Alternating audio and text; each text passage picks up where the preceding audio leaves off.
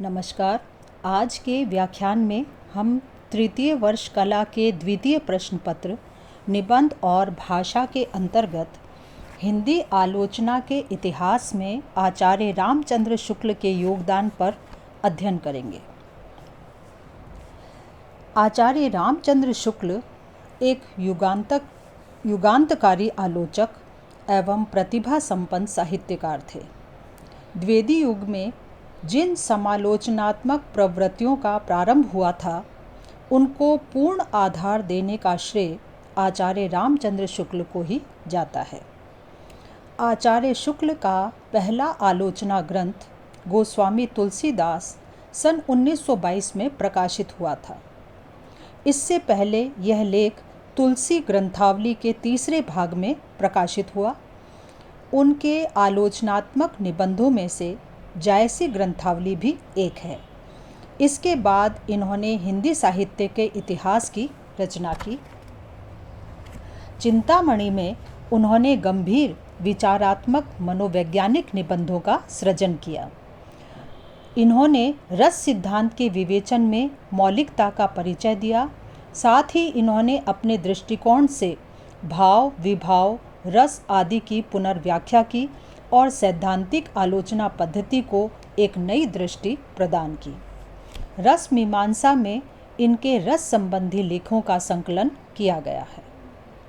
आचार्य शुक्ल से पूर्व गुण, दोष, कथन, निर्णय और तुलनात्मक दृष्टिकोण की आलोचना के सिद्धांत से जिस प्रकार का विवाद हिंदी साहित्य में खड़ा हो गया था, उसको आचार्य शुक्ल ने आमूलचूल परिवर्तित कर एक नया रूप प्रदान किया।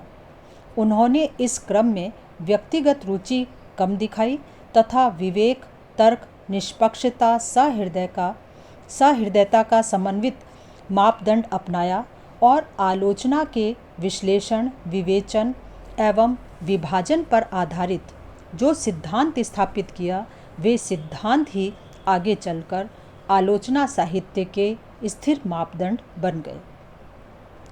शुक्ल जी ने भारतीय एवं पाश्चात्य काव्य सिद्धांतों का पर्याप्त अध्ययन और चिंतन कर अपनी आलोचना पद्धति को वैज्ञानिक तथा तर्कपूर्ण रूप प्रदान किया। उन्होंने पाश्चात्य आलोचनात्मक साहित्य की निर्णयात्मक, निगमनात्मक और प्रभावाभिव्यंजक 3 आलोचना पद्धतियों को मान्यता दी। इस संबंध में उनका मत है कि निर्णयात्मक आलोचना में आलोचक मान्य सिद्धांतों एवं परंपराओं के आधार पर किसी रचना की परख करता है। कवि के उद्देश्य, आदर्श और विचार उसके सिद्धांतों के सामने नगण्य रहते हैं, परंतु निगमनात्मक आलोचना में कलाकृति को ही सामने रखकर उसी की विशेषताओं पर आधारित सिद्धांत बनाए जाते हैं। प्रभावाभिव्यंजक पद्धति में कृति, सिद्धांत और तत्वों की अपेक्षा आलोचक की भावना तथा व्यक्तिगत रुचि अधिक स्पष्ट होती है। इस मान्यता के कारण शुक्ल जी ने निगमनात्मक पद्धति को अधिक महत्व दिया है। उनका कहना है कि कवि के व्यक्तिगत प्रभावों तथा व्यक्तित्व से अधिक उसकी रचना का विश्लेषण अपेक्षित है, क्योंकि साहित्य में समाज का चित्रण होता है। इस प्रकार आचार्य शुक्ल ने हिंदी आलोचना में विश्लेषणात्मक पद्धति को अधिक सशक्त रूप दिया है और उसमें वैयक्तिकता का समावेश कर एक स्वच्छ चिंतन धारा को प्रवाहित किया है। इस संबंध में डॉक्टर नगेंद्र का कथन है कि वैसे तो शुक्ल जी की आलोचनात्मक पद्धति वैज्ञानिक अध्ययन चिंतन से पुष्ट और तर्कबद्ध है, पर यह नहीं कहा जा सकता है कि वे पूर्वाग्रह और अनुदारता से बिल्कुल मुक्त हैं। तात्पर्य यह है कि आचार्य शुक्ल ने काव्य विधाओं में प्रबंध काव्य को श्रेष्ठ माना है। उसमें रस परिपाक तथा लोक जीवन की पूर्ण अभिव्यक्ति को स्वीकार किया है। इसका कारण यह है कि उन पर अपने पूर्ववर्ती महाकवियों कालिदास, भवभूति, गोस्वामी तुलसीदास के प्रबंध काव्यों का प्रभाव दिखाई देता है।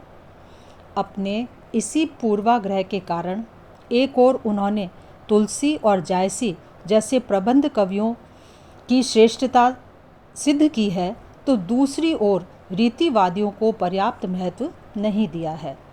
इस धारणा के कारण शुक्ल जी को रसवादी, नीतिवादी और लोक मंगलवादी आलोचक माना गया है। आलोचना को व्यावसायिक रूप प्रदान कर शुक्ल जी के हाथों हिंदी आलोचना को एक नया रूप भी प्राप्त हुआ। इससे आलोचना पद्धति में निखार आया, प्रौढ़ता आई, जीवन की मान्यता प्रतिपादित हुई और व्यक्तिगत प्रभावों के स्थान पर रचनागत वैशिष्ट्य को सम्मान मिला। इतना ही नहीं, आलोचना की साहित्यिक विधा के स्वरूप का निर्धारण भी हुआ। गद्य साहित्य में सैद्धांतिक आधार पर विवेचन होता था, पुस्तक परिचय और आक्षेपों से भरी आलोचना होती थी, परंतु आचार्य शुक्ल के आगमन से ये बातें सब विलीन हो गईं। अब आलोच्य रचना, उसका वर्ग, परिस्थितियाँ तथा ऐतिहासिक सभ्यता सभी का स्थान आलोचना में निर्धारित हो गया है। अब सैद्धांतिक परंपरा शास्त्रीयता के नाम पर सीमित नहीं रह गई है तथा उसकी पृष्ठभूमि में प्रौढ़ चिंतन, अध्ययन और अनुभवों का भी समावेश हो गया है। शुक्ल जी की समालोचनात्मक वैज्ञानिक पद्धति परंपरा से चली आ रही पद्धतियों का ही इसमें समावेश हुआ है। परिणाम स्वरूप समीक्षा को एक स्थायी दृष्टिकोण मिला है। शुक्ल जी ने समालोचना में एक क्रांति अवश्य कर दी, परंतु कहीं कहीं पर उनके विचारों में एकांगीपन अवश्य अखरने लगता है। यह सत्य है कि हिंदी आलोचना के लिए आज भी उनके विचार मार्गदर्शन का कार्य करते हैं। कहा जा सकता है कि हिंदी आलोचना के क्षेत्र में आचार्य रामचंद्र शुक्ल का स्थान दीप स्तंभ के समान है, जो कि अपने पूर्ववर्ती आलोचना पद्धतियों पर प्रकाश डालते हुए आगे के लिए नए आधारों को आलोकित करता है। धन्यवाद।